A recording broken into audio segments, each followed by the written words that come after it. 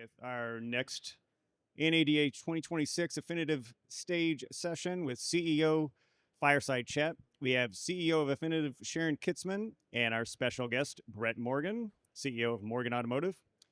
Sharon and Brett will be sharing their insights on the state of the automotive industry, dealer economics, and even the evolution of the customer experience.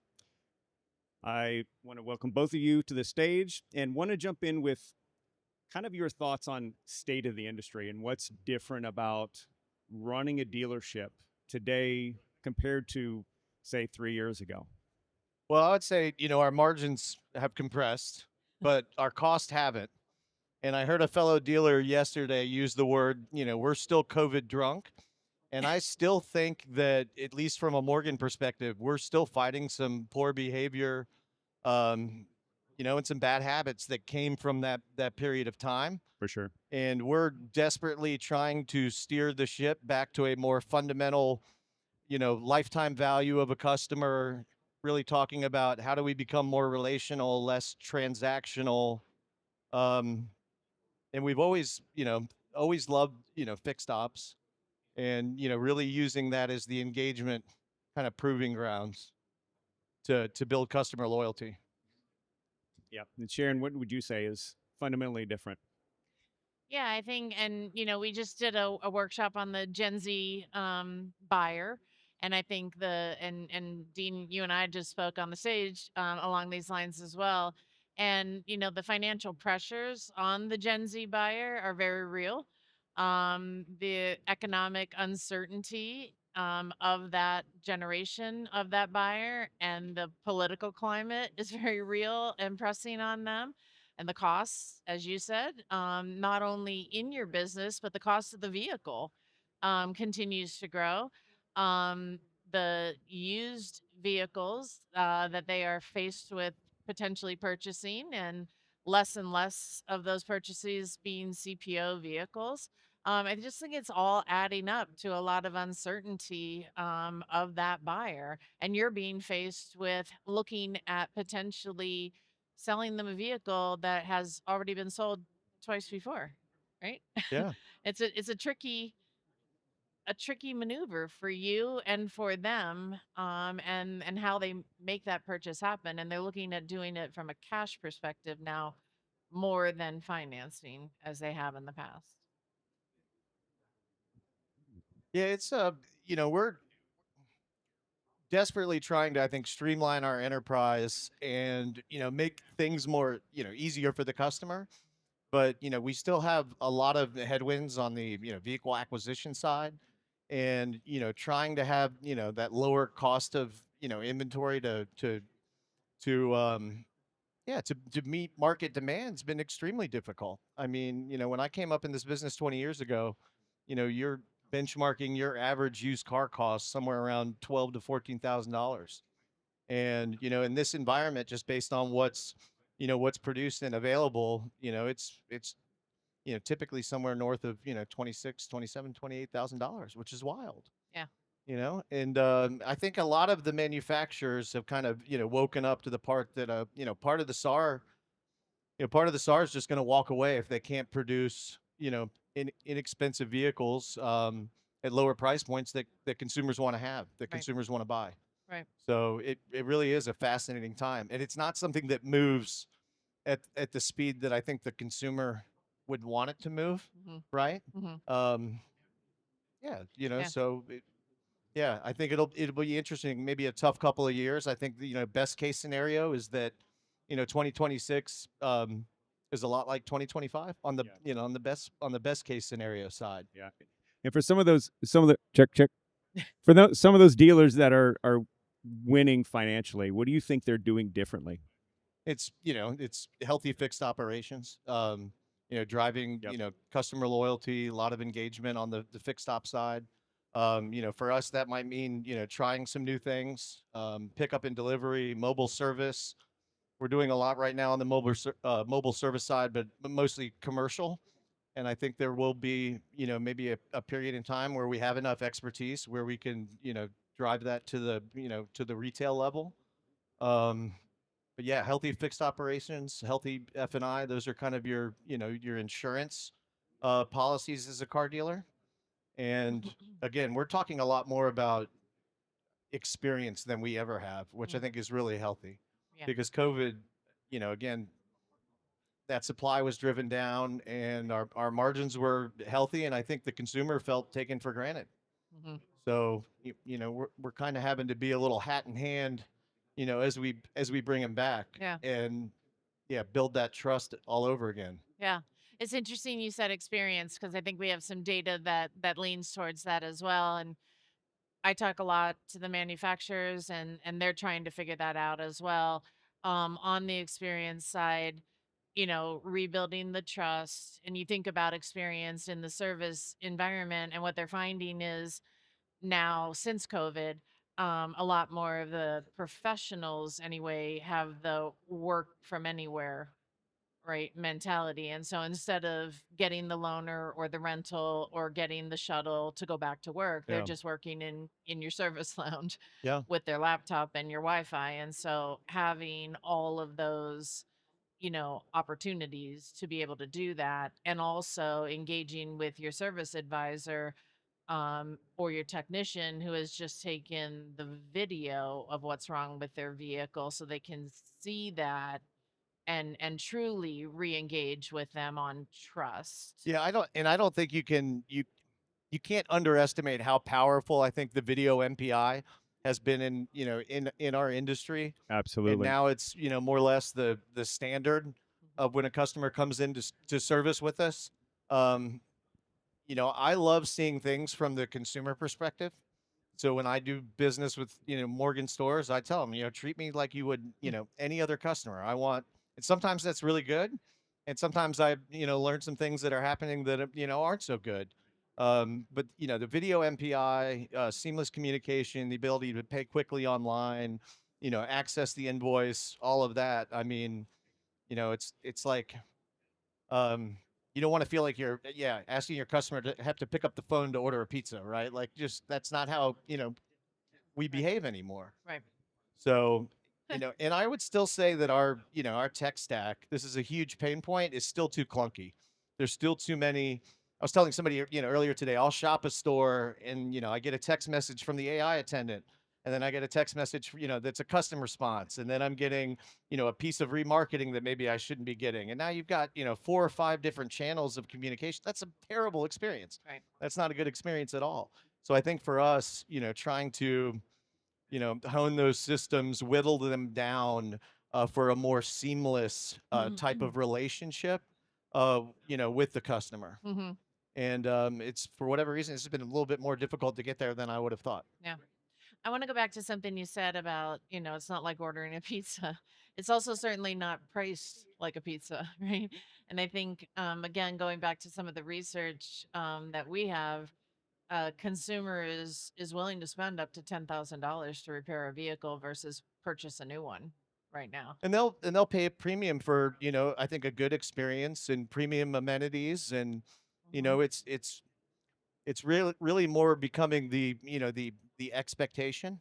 And there's a lot of cost that we carry on the, whether it's the loaner fleet side, and it's something you used to just see it in the, really on the luxury side of things, but now it kind of, You have to permeates have it. everywhere. Yeah. So, we like to say that a lot. If you're going to demand a, a premium, you better be delivering a premium experience to the customer, because the moment that one is true and not the other, you've lost them.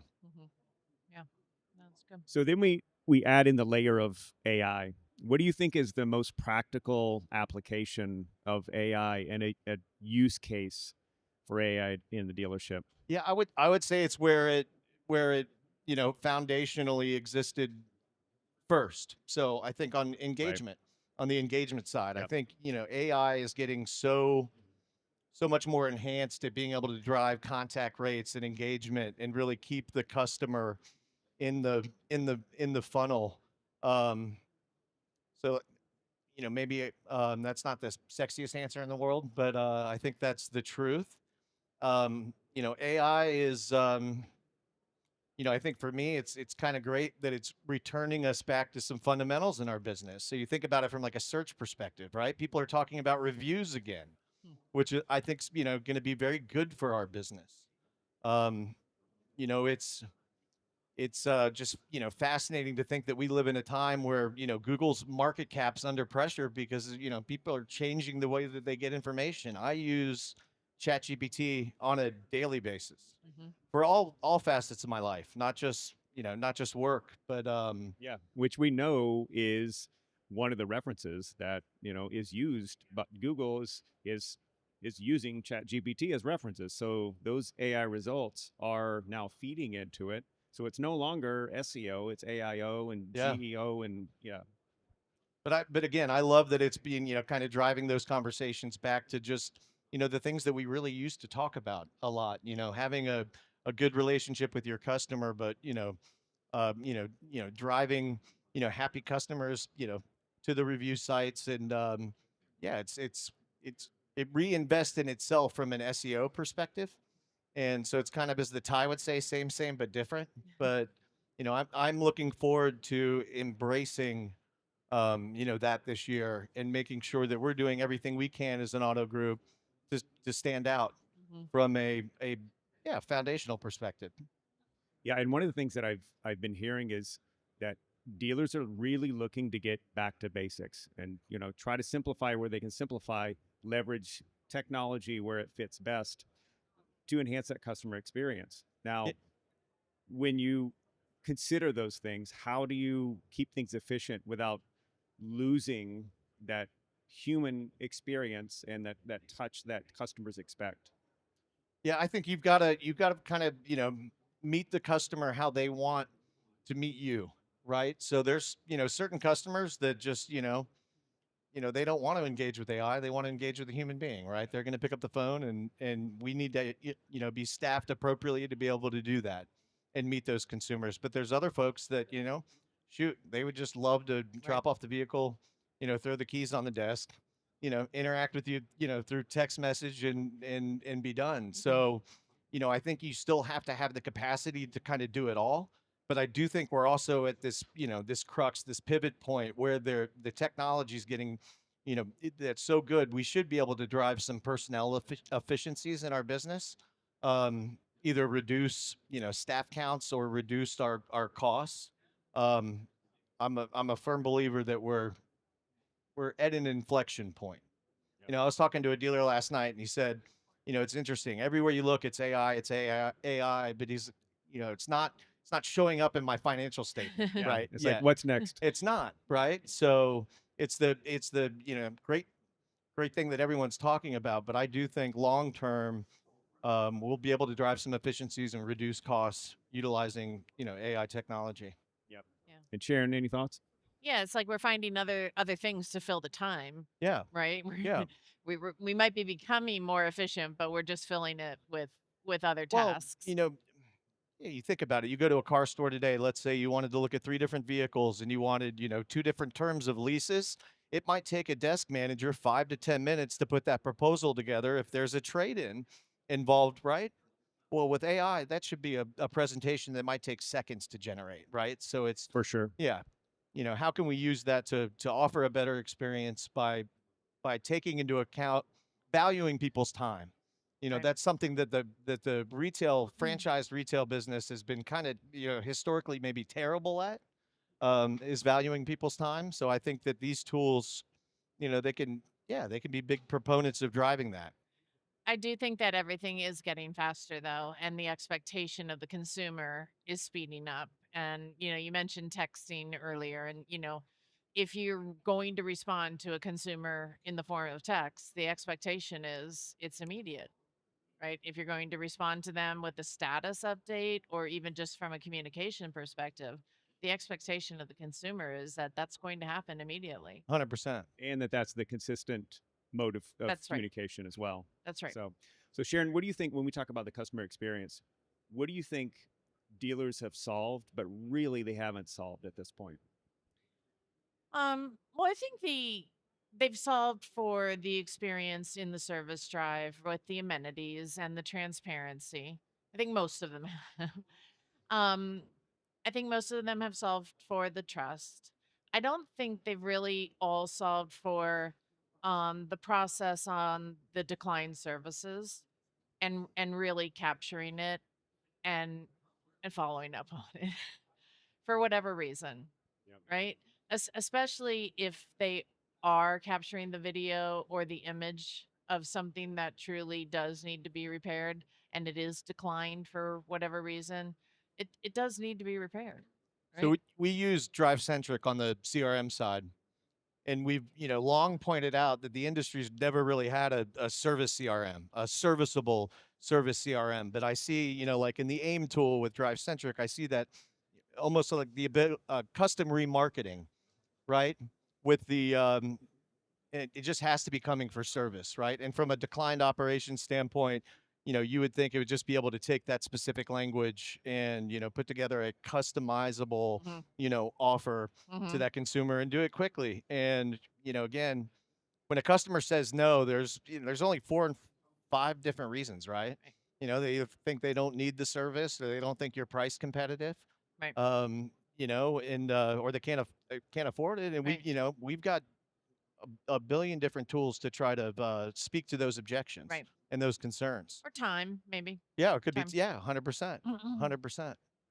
So But I do think it's overlooked yeah, most of the time. yeah, I think it's a process that's overlooked sometimes, and then it's not captured correctly and it's not followed up on correctly. And it's solvable. It's 100% solvable. yeah. And it's money that's walking out the door that will get captured by somebody else potentially. Maybe it comes back to you, but in the interim, it's a client dissatisfaction and other it might go somewhere else as well. And it's driving the manufacturers crazy as well. Yep. So Brett and I were just talking just before about tech stack fatigue. Mm. So how do you think dealers should go about simplifying some of their logins and some of that fatigue that they're feeling every single day? It's tricky because there's a philosophy of, going to fewer vendors, right? I think dealers also have a philosophy that if I go to a one throat to choke, that my price could go up. Right? So you have to pick your poison there, I guess, but you have to do your research and go with a vendor, go with a partner that you feel good with, and ask a lot of questions about long-term roadmaps, long-term investments. Ask about the strategies that make you feel comfortable. AI is certainly one of them, because it is where the industry, the world, technology is going, and you need to make sure that that is in the roadmap. Yeah. Brett, any thoughts? Yeah, I mean, I think about it from like a workflow perspective, right? So I think you just philosophically, you need to have, you know, strong beliefs and strong opinions, and you probably can still have some room to be a little decentralized or have choice. I think you're right. I think dealers do feel like, if they put all their eggs in one basket, potentially if that vendor became uncompetitive or didn't have the, maybe the best design or technology that they could get hurt. And yeah, I think it's more about like, are you meeting those opportunities from a workflow perspective, not necessarily is it one provider set or not. Just do you have the ability, um, yeah, in specific areas, whether it's texting or email communication. Um, but yeah, we're still way too decentralized. Yep. So Brett, what do you think is clearly broken with the dealership model right now? That's a really really really good question. Yeah, I mean, I kind of point back to that statement of we still COVID drunk. Um, we're talking daily for the first time in a long time about that lifetime value of a customer. See things out a little bit longer term. I think we took our customers for granted through a certain period of time, and you know be more relational. Yeah, just take better care of your customers and see a little bit longer term, even if it means you know lower margin. You know, even if it means kind of rewriting some things in our business that have just come to be over time. Sometimes it's like you walk into a dealership and it's just something's been there for so long, no one You no expect one it to be the questions same it. way. Yeah, yeah, just so kind of tear it all apart and ask some really fundamental questions. Is this good for our business? and we're doing that now, but we're slower than we should be. And I'm really looking forward to a year in which we concentrate a lot on a same store kind of business perspective, because we don't think there's any there's no tailwind coming from the economy. We don't think any tailwind coming um, really from anywhere. It's really going to be up to us. If we want a better business in 2026, we're going to have to make it Hmm. so. Yep. And a lot of people are talking about fixed ops as Yeah. one of the, one of the saviors of 2026. Um, why do you think dealers still struggle with that? Still struggle on the fixed ops Yeah, side? on fixed ops. Well, I mean, for me, it's like getting back to the basics. We used to, when we were, a very young organization, we used to have dare to compare boards, and we'd talk a lot about, almost kind of like the BMW value service model. We would identify what are the, most shopped components, and, whether, air filters and obviously oil changes in tires. These are commodity products. People can, you know, hop online and look at aftermarket offerings with Amazon, and you just have to understand that that's kind of the reality. That's the norm. So I think it's making sure that you're competitive in those key areas, and just treating people right. Making good use of their time. Working quickly but efficiently. Sometimes I feel like there was a time in this business that it was oh, quick lube's so important, and this, that, and the other thing, and you'd start seeing consumers saying, hey, look, I had my brakes needed to be replaced. It was never recommended. And they're mad at you, right? And Right. you were Yep. very well intentioned. You were trying to provide a great experience, get them in and out as quickly as possible, but clearly maybe jumping the shark there. Yeah. So And that's where a lot of that video images, Hmm. being able to provide the evidence Hmm. that supports what you're stating needs to 100%. be Yeah, I addressed. mean, I had my truck into one of our service departments, and I didn't know that my something really simple like my washer cap was gone. It had just fallen off. I had no idea, but it just one of those things where I'm kind of having a wow moment. It was a brand new vehicle. I knew there was going to be very little that they could actually recommend, but it was like, hey, you're missing your okay, well, Yep. order me another one. Yep. That's an opportunity there for the dealership. So Sharon, what are you hearing with the dealers that you talk to? I'm definitely hearing fixed operations, and like you said, I mean, the vehicles are just incredibly expensive, and the manufacturers hadn't really caught up with the more reasonable vehicles yet, right? Yeah. And so, finding ways to um, draw more margin out of fixed operations while still taking care of the consumer, and building trust. It's definitely the name of the game at the moment. I kicked off my week in a 20 group meeting, and there were two or three dealers. We were talking about just this, that admitted that they take their personal vehicles sometimes to the Jiffy Lubes of the world because of the speed and efficiency. And when you go to a Jiffy Lube type environment, you're not you're paying a premium for that experience. But they've got the bays and the setup, and but it was sad to hear it, but also great to know that some dealers were honest about it. Yep. So how do we get there in the sense that the customer can you know pay for that premium experience if they want to. Maybe it's not time isn't important to them, but if it is, let's give them the ability to put themselves at the top of the RO stack, so to speak. Yep. And that experience and that relationship goes a long ways. I had a similar experience, but I had a slow leak in one of my tires. Thought it was a nail. Took it to the corner tire shop instead of taking it to the dealer, and took it back two or three more times before they figured out that there was a hairline crack in my wheel. So I call my service advisor, Joey.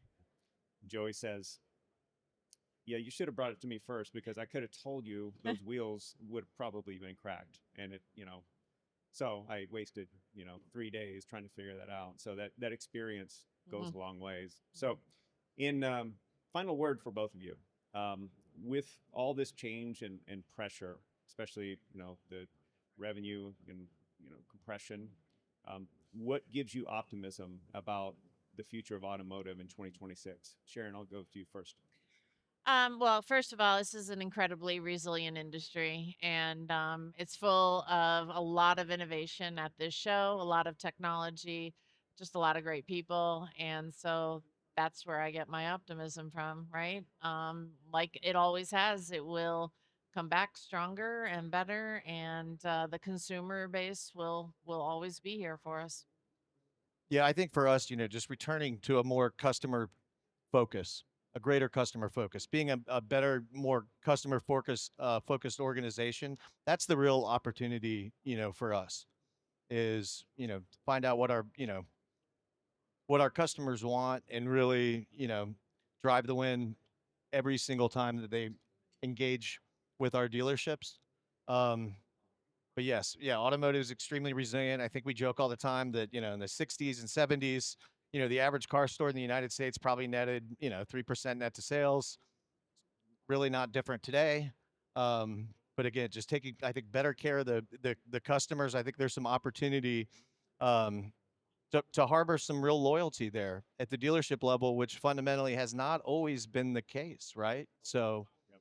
and for a platform like Morgan, where we've got these concentrations in the market, the challenge for us is, how do we still, acquire and have these great, kind of decentralized operators who have a lot of choice in their universe, but still drive messaging into the market that I can expect to be treated this way at a Morgan At a Morgan dealership, store. right? So that's kind of for us, that's kind of where the rubber meets the road. No Yep. pun intended. That's how you win.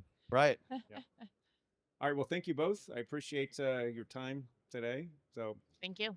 Brett Morgan, Thank you. Morgan Automotive, Sharon Kitzman, Affinitiv. Thank you. Thank you both.